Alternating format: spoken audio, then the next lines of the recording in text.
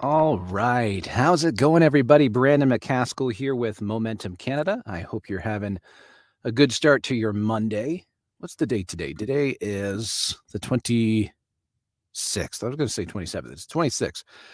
Hope you're having like I said, a great start to your week. I'm just getting things fired up. I did a little bit of work this morning, but I'm ready for the next live stream. And I missed last week because my schedule. Well, actually, the night before the live stream, I didn't get much sleep, and so the next morning I was really racing to get caught up with work, and so I delayed it till this week. So here we are. And I'm excited for it. I'm going to be talking about, as you can see in the title, it's what is the alternative to God? So I'm going to be diving into that subject because it's a pretty popular thought that comes up with the people I talk to, at least, and it makes for interesting conversation. So, as always, make sure you say hello in the chat. My name is Brandon, by the way. If you haven't been here before, I'm here every Monday, same time, same place, and we just talk, as of recently, all things God, Bible, Christianity. This is a place to come and bring your objections, bring your questions, bring anything you have, and we'll talk about it. This is it's, I don't like the word safe space, but it's just, you're not going to be made fun of if you have hard questions or whatever. So it looks like Susan is already in the chat. She says, "Happy Monday. Great to see you, Susan," as well as Sammy Emmanuel. He says, "Hi, God bless you." Well, great to have you both in the chat. And like I said, we're going to talk about what's the alternative to God. And I mean, it's a popular view. And it's kind of for lack of a better word, it's a sexy term to say live and let live, right? That's everybody knows that. And so that's kind of what I want to weigh. Like, is it better to live and let live? Or is there even a middle ground for living and let living? And if not, what does that look like? So we'll be diving into that. Nick Korstecki says, "Happy Brando Day," which is every day in my eyes. Oh my goodness. Oh my goodness, Nick. What are we going to do with you? That is just so precious. I appreciate that. So let's dive into this. Live and let live. So here's I'm going to list some of my problems with this perspective because, again, it sounds so sexy. It sounds good. It sounds like a good thing.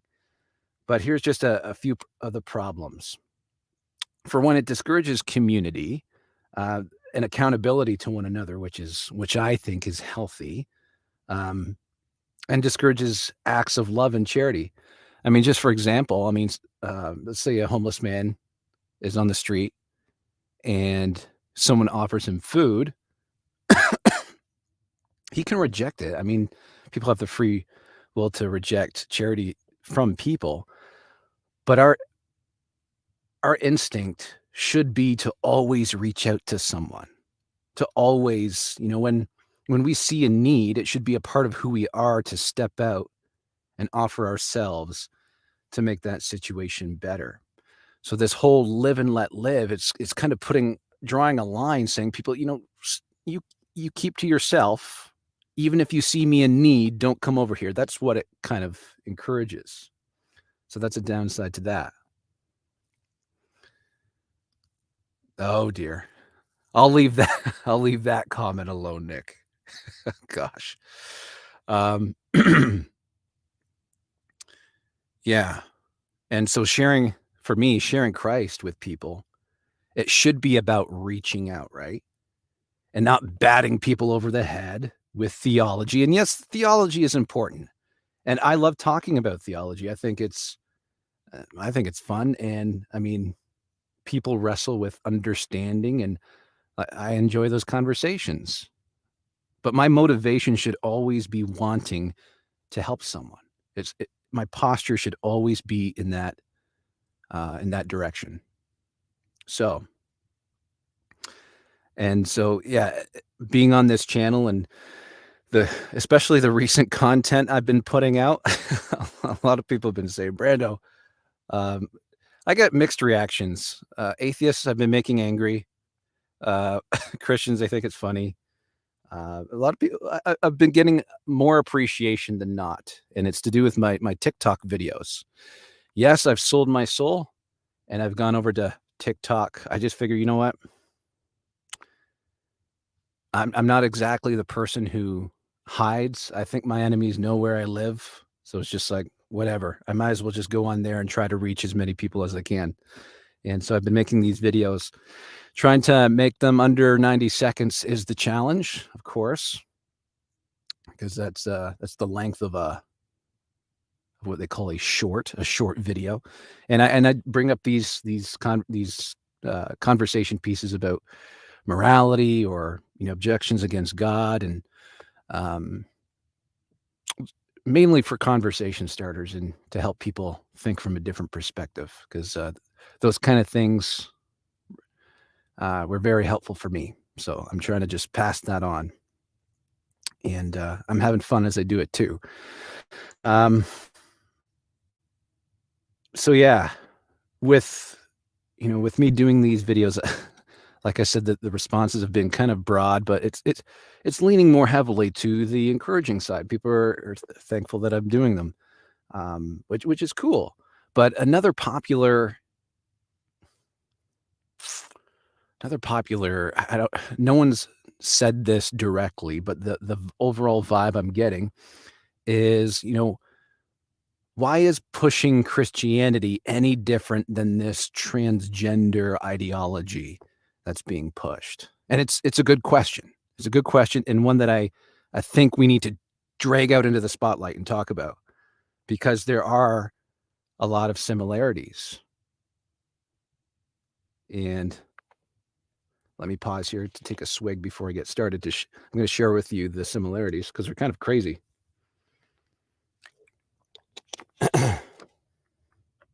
By the way, I'm over on Rumble as well and Facebook. For those of you on YouTube, if you just wanted a different source, and for you guys who are on Facebook and Rumble, I'm on YouTube, and YouTube is where you'll be seeing. Actually, no, I was going to say it's the only place you can see StreamYard, but no, it's all embedded.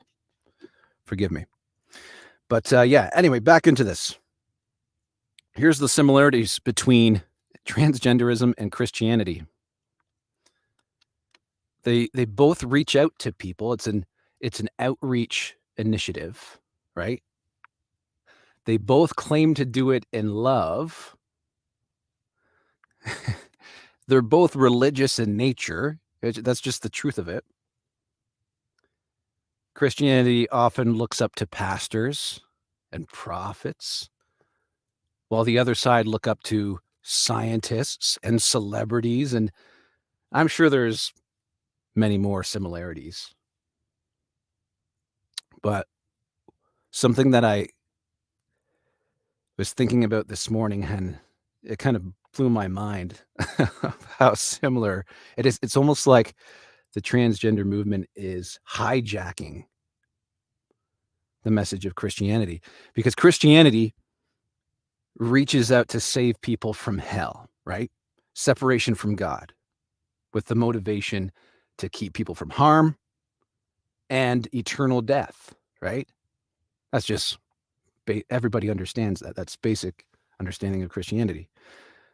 But transgenderism claims they are reaching out to save people, particularly children, from what? From suicide, right? That's what they'll say.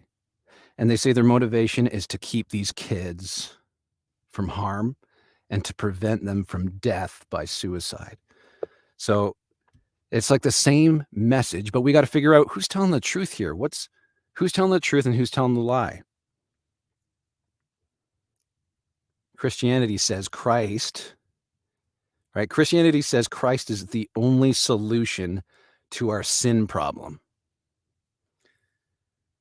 And transgenderism says surgery is the only solution to their being in the wrong skin problem. So who's telling the truth? Who's telling the truth? That's what I want to find out. And I'm pretty sure the only way to find this out is by asking, is Jesus the only way to escape sin? And is surgery the only solution to being in the wrong skin?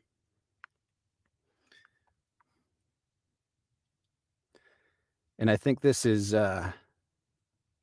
should be easy to find out, right?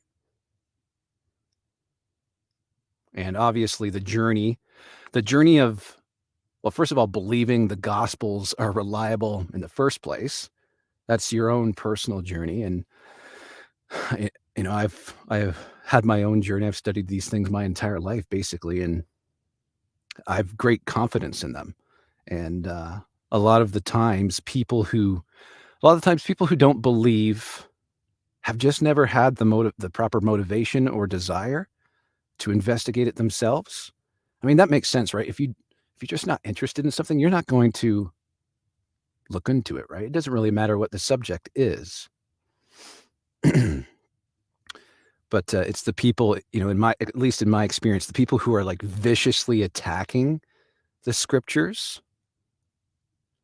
I often find they're just trying to defend their sinful lifestyles by eliminating the God that casts a shadow on their lifestyles. So in both scenarios, you got the people that just don't have the desire and the people that just want to kind of justify their lifestyles. In both situations, it's not them widely rejecting God because there's no evidence or good arguments. They just haven't put their hand to the plow, so to speak. And that's up to the individual to pursue that, right? Jesus even said that seek and you will find. But you have to want to seek in order to find. So, um, yeah. So that said, like I trust the gospels and for many reasons I can give, but that's why I said that's why I kind of prefaced it as this is your own personal journey. This is a long journey, but I'm sharing with you that I trust them, and I'm going to turn to the Gospel of John right now, and this is Jesus, and I have something pretty incredible to connect to this as well. Um, it's kind of mind blowing in a sense. So let me share this if I can. There we go. That worked out well. So this is John 14:6. Very popular verse. One of the most popular. And I'm going to go back a verse, just give us some context. This is Thomas, one of his disciples. He said to Jesus, he said, "Lord, we don't know where you are going, so how can we know the way?" And Jesus answered, "I am the way, the truth, and the life. No one comes to the Father except through me." Okay, so that answers my question about, is Jesus the only way to heaven? Is he the only way to get through sin toward God? And he says it very plainly right there. Like, I don't even need to really look deeper than that. The next verse says, "If you really know me, you will know my Father as well. From now on, you do know him and have seen him." And this is the pretty cool thing that I want to share with you. If I left it open. Maybe I didn't. Just give me a moment and I'll find it for you.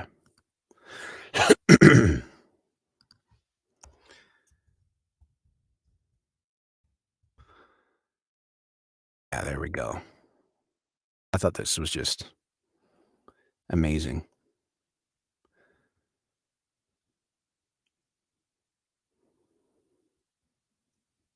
I just want to bring up the right one. There's lots of them.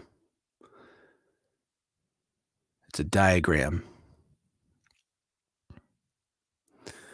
How's this one?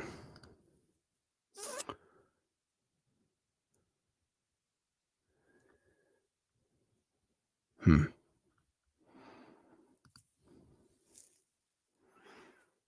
The one that I had open this morning is not there. So give me a second.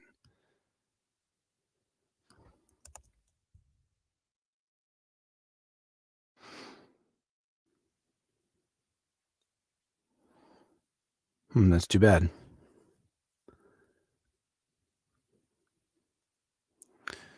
I guess this will do, and I'll just have to explain it as I go. So let's open, let me share my screen with you again.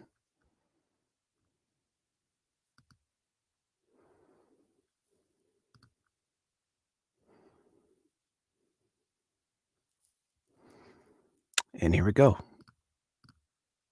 Where'd it go? There we go. Sorry about that. One last thing. Perfect. All right. So I'm looking at the tabernacle of God. So the tabernacle of God was established in the Old Testament. God gave them specific parameters and basically a blueprint saying, you're going to build my tabernacle. And this is how God was able to interact with his people, right? Because God's this holy being, he's perfect. We can't be in the same room as God because our sin can't. Our faces would melt off. Um, I think there's even scripture to support that we can't even stand in the presence of God without being burned. He's just so holy and perfect. So you can see the tabernacle here. This is the Ark of the Covenant. This is the holy. It was called the Holy of Holies. This is where God would dwell, right? And I believe this is how the temple in Jerusalem is structured as well.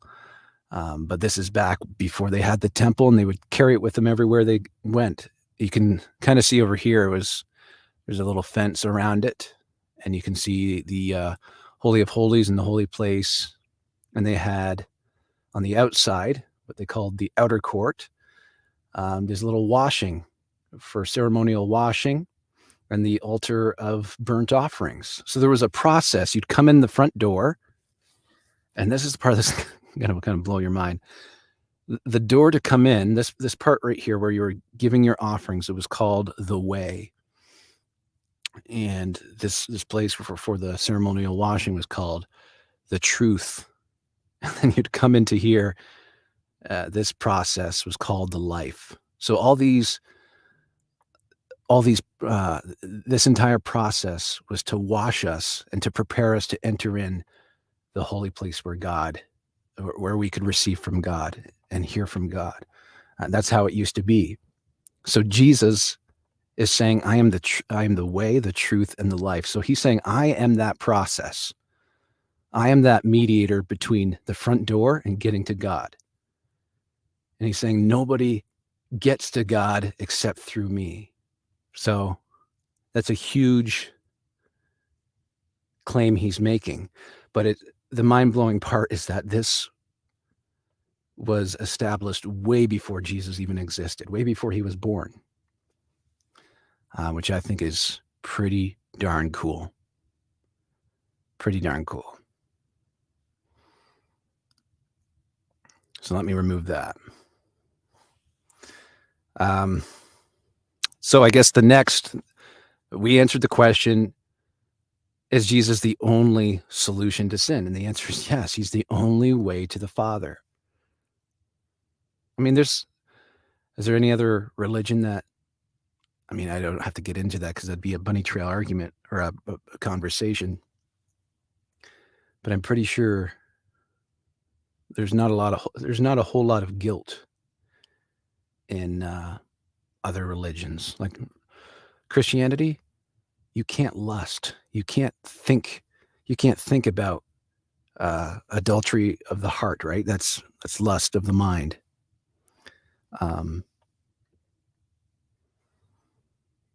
I think Christianity is the most inconvenient. It's the most inconvenient to our natural inclinations, right? Our fallen nature, I should say.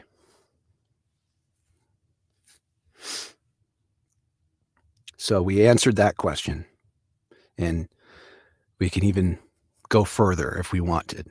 And if you guys have questions, put them in the comments because I get excited talking about that stuff. But the next question is, because remember we talked about, is Jesus the Is he the only solution to sin? Yes. The next question is surgery the only solution for this dilemma that we're seeing in our culture? And they're saying it is. They're saying that in order for these kids to be happy, in order for this gender dysphoria to be solved, they have to remove their body parts, sometimes add. That's their solution. So who's telling the lie here? I'm prepared. I'm prepared to defend the truth of Christianity, the truth that states and claims. They're both making claims, right? But I'm prepared to defend the claim that Jesus is the only way to escape hell. But I think this transgender movement is lying and saying that this is the only solution for this problem.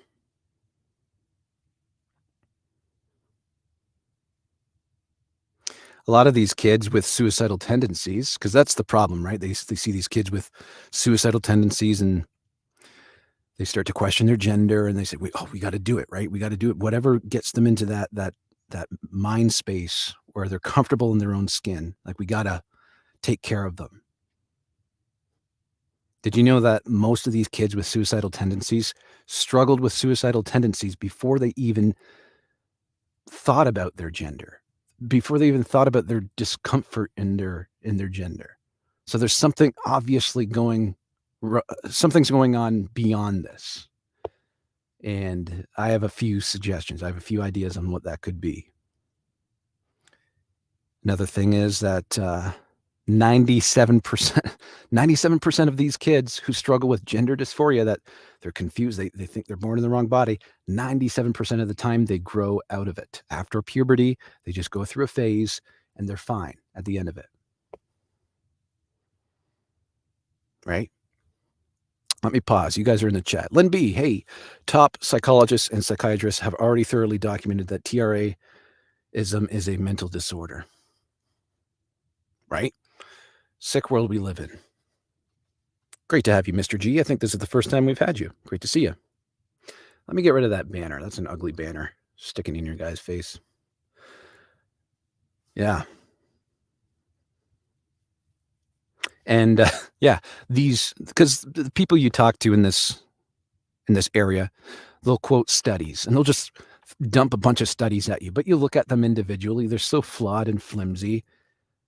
There's no long-term data to show us the upside to what this new wave of trans surgeries is doing to young kids. We've never seen these surgeries happen at this scale. Like, it's blown up. We don't have, they just don't exist. So anybody who says they have studies to prove this somehow, they're lying to you, because it's impossible. We haven't seen these numbers until just, a few years ago. I want to know how these kids are doing when they're in their teens, when they're in their 30s. Like, we don't have that information. To me, and there's thousands of, and it's even more devastating when they're younger, seeing young kids that regret their decision. One of them is enough for me to say, okay, let's pause here. Let's think about, our process here. We're doing something wrong. But there's thousands. That's alarming. So,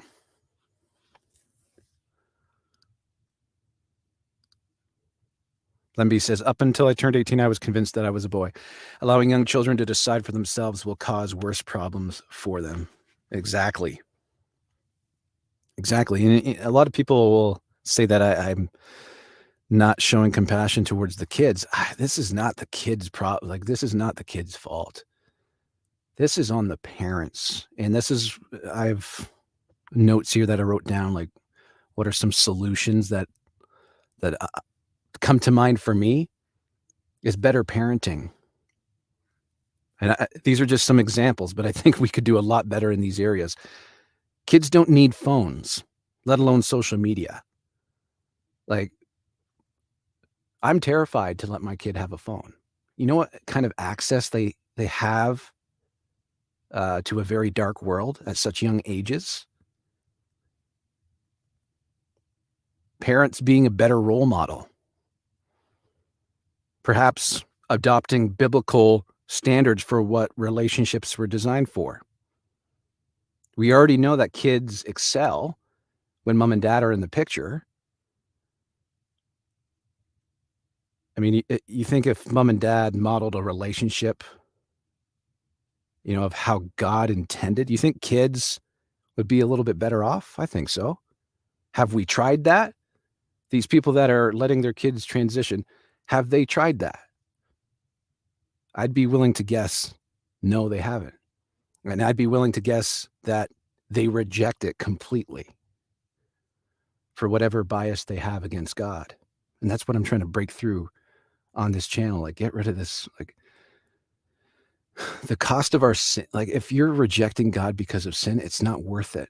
Like, it's like trying to, I heard the best analogy I've ever heard on this was, it's like a man trying to save his money and he's drowning, and you're trying to convince him to just cut the money belt off. Let your riches fall because it's pulling you under. So that's my plea to everybody to just, it's not worth it.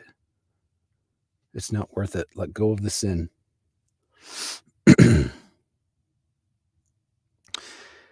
And yeah, another area is online gaming. Now, I was just thinking about this the other day. I don't play Nintendo. As a kid, I liked playing Mario Kart, and but it was just very brief in my childhood. My parents ended up getting rid of the TV because they're just like, you know what, you guys, let's get rid of the TV, spend more time outside. And I'm so glad they did that. But Nintendo, as I knew it, has completely evolved to this point of it's like it's an entirely different world, another world that's not social media, that your kids can be like, they have contact with the people they're playing with, like in their headphones. They're talking to kids in other countries and other parts of the world. And it's a world that the parents don't have access to. So I think what we struggle with as a country, as a society, especially here in, the Western world, I don't know how to word that. We've thrown our parental responsibilities to the wind in so many ways, and these are just a few. So like when we have the gall to ask, what went wrong? How could we not? How does this not stand out as obvious? Children need their parents as their influencers, right? Not these TikTok influencers. Parents are supposed to be their influencers. And it's not to cage our kids. Like, I'm not saying you need to get rid of the tablets and the phones away from your kids. Like, just be on top of that stuff. Don't let that tablet be a replacement for you as a parent, right? And that is a struggle. Me and my wife deal with that because we use a tablet for educational purposes. There's an app that teaches my son the ABCs and shapes, but we're very strict with him on it. Like, you only get a set amount of time, and we're doing it with you. We don't just throw the iPad at him and let him explore. That's not what we're about. We're there as his parents to guide him and to teach him as he goes. Lynn B says, with no public phones these days, a mobile phone is pretty much a necessity for children to maintain contact with home. Get your kids a flip phone that simply makes and receives phone calls. See, I'm all for that. I'm all for that. I can't think of a justification for, well, I was going to say justification for internet access, right? I suppose there's a value in having, GPS tracking to know where your kid is at all times. What a world, right?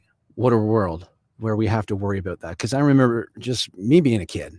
My parents, I had a lot of brothers growing up, so like we'd be gone playing for 3 hours at a time. They never worried because one of us was always in and out of the house, and then we'd be back down the street, and like I was never in the house. That wasn't a worry.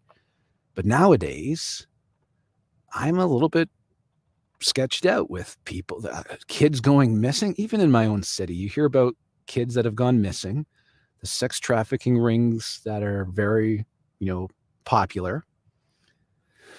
There's a lot more to be worried about, I think, in this day and age. But I guess my point is just we need to don't let yourself be replaced. It's it's an honor being a parent. It's tiring. I get it. It's tiring. It's exhausting, but it's an honor. Flip phones do have tracking capabilities. There you go. There we go. We don't need Safari. Our kids don't need Google Chrome.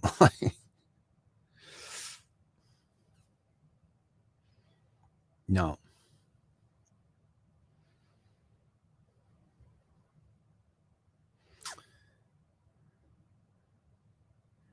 And I don't want to skip too much ahead of my notes here. I'm just being careful. I wanted to mention something, but I want to make sure I covered. Oh, yeah.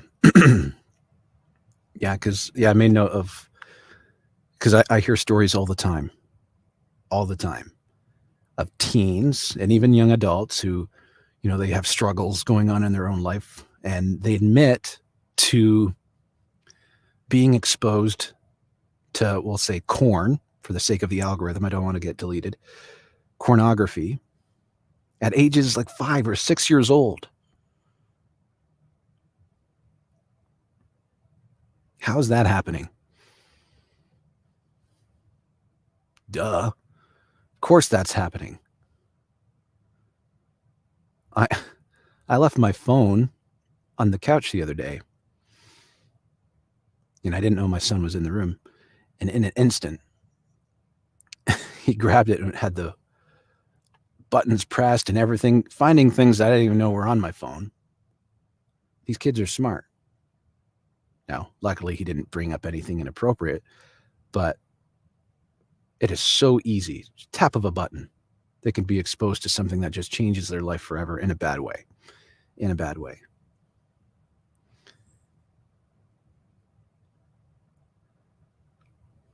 Yeah, I'll just say again, children need their parents as influencers, when we've given that up. We've given it to other influencers. But anyway, let's go back to this phrase, live and let live. Again, it sounds really great. And is there a middle ground? I guess we'll ask that question. Is there a middle ground? Because I believe it's actually impossible. I think it's impossible for no one's belief to somehow invade the public space. Like it's one or the other. Because I mean, we've chased out biblical beliefs. We've taken prayer out of schools, Bible reading out of schools. And, almost immediately, and I recognized this as a young kid, almost immediately atheistic views is what was the alternative to that. I mean, it's maybe I'll get into this in another video, but it's my personal belief that, for good reason, I've really debated and looked into this topic. I don't think there's any evidence for evolution, and at least in the sense of Darwinian macroevolution. Right? I don't think there's ever been evidence of let's just, for example, a cat turning into a dog, right? That's macro. And that's what's been argued and implemented and inserted into our curriculum as a replacement. Because what's the alternative to that? Because if they can't explain away how we came to be, right? AKA God created us, then they have to come up with an alternative. And that was the alternative that they put in there. And so for the longest time, however long evolution has been taught, I've always rolled my eyes. There's always been indoctrination, at least in that regard. And I'm sure there's so many other examples, but that's been going on for a long, long time. So I don't think there is this middle ground where if we just tell everybody to keep your beliefs at home, because I think there should be encouragement to engage one another as a community, as people who care for one another, to pursue truth, to not be afraid of having your beliefs questioned. I think there's so much value in that. But it absolutely should not be forced. It absolutely should not be worthy of canceling anybody. That's for certain. Just for a personal belief. And I always think, what a great thing. Like, what a great thing atheism has brought to us. Like, I mean, what a thing to teach kids who are already exposed to this online world, they're already depressed and they're already suicidal. Like, we might as well just tell them they don't even have a purpose, or of being born on earth, right? Like, we might as well just tell them that you have no purpose, right? You're already depressed, right? Suicide makes sense to atheism, because if someone feels like they are hindering society or their family, right? Because they're all about, what's best for humanity flourishing. That's where morality comes from. If atheism is true, then they should have no problem with someone saying, I'm just going to off myself. I'm just going to off myself to be less of a hindrance to society, to other people, just to make more room for people. Like, what a thing to teach, or not directly teach, but to imply.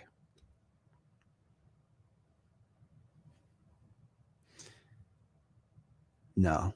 And yeah, just let me make clear that I'm not on the side of pushing or forcing Christianity on people. But I think we need to reach out, and we do need to have these conversations, because we care about one another. We care about the truth. And personally, I think it's this live and let live mentality, which, again, it sounds really good. It sounds well intentioned. I get it. We didn't want to talk amongst each other. We just wanted to focus on us, keep to ourselves, leave people alone. But guess what? When we ignore our garden, the weeds get out of control. That's that's the best way I can put it. And I really think it's time. It's time to give God his garden back, right? At least start having this conversation, because people need purpose. People need a solution. Like I said before, the solution that these people have come up with, it's not a solution. They haven't tried everything else. And I try not to kind of present. I don't like presenting Christianity as a, try this and you'll get better. Like, that's not what I'm about. But have you tried it? Have you snuggled up to the guidance of the Holy Spirit? Have you walked alongside God and said, here's my feelings, here's my struggles, help me deal with them? Have you done that? Because I've done that. I've done that in my struggles, and it's turned out okay, I think. If you haven't tried that, if you haven't exhausted every avenue, why the heck are we mutilating young kids? Like, why are we there? That seems like plan Z, right?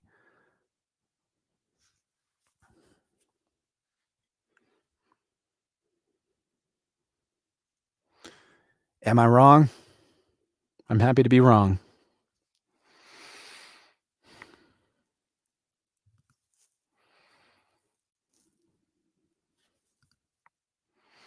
Let me just take a peek here.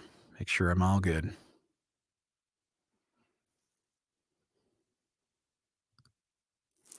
I think we're good. That's actually really all I wanted to talk about today. Is sorry, what is the alternative to God? I think the alternative is delusion of false hope. of emptiness, godlessness. That's not something I want. Again, I wish we could live and let live. I wish there was that neutral ground.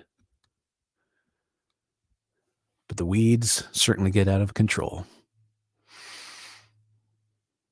when you turn your back.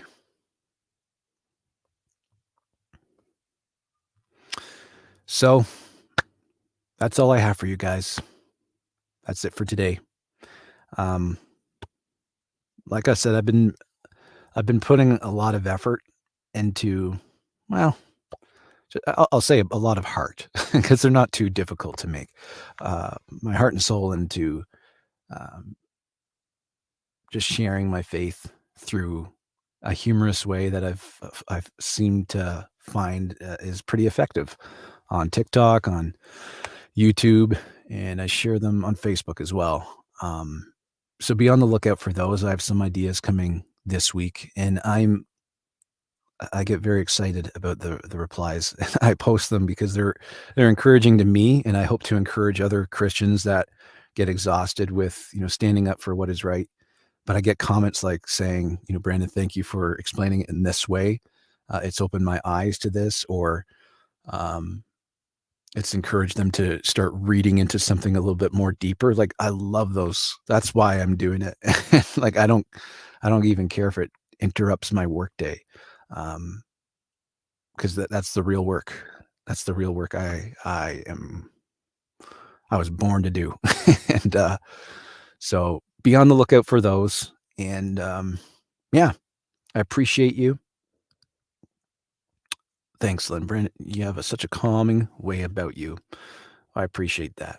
Appreciate you. But yeah, be on the lookout for those. And thank you for joining me today. If you're not subscribed, I am losing subscribers like you wouldn't believe. That's okay. But I just figured I'd mention it. I think my overall sense is I'm probably touching on the right subjects if I'm losing subscribers.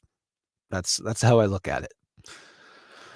Uh, but it's not about numbers. It's not about numbers. It's just about being faithful, being constant, being consistent, and just hoping, just putting it out there and hoping it's a blessing to people. All right, that's it. That's everything, folks. Take care. I'll catch you next week, same time, same place, right here on Momentum Canada. I'm your host, Brandon McCaskill. Take care. Bye.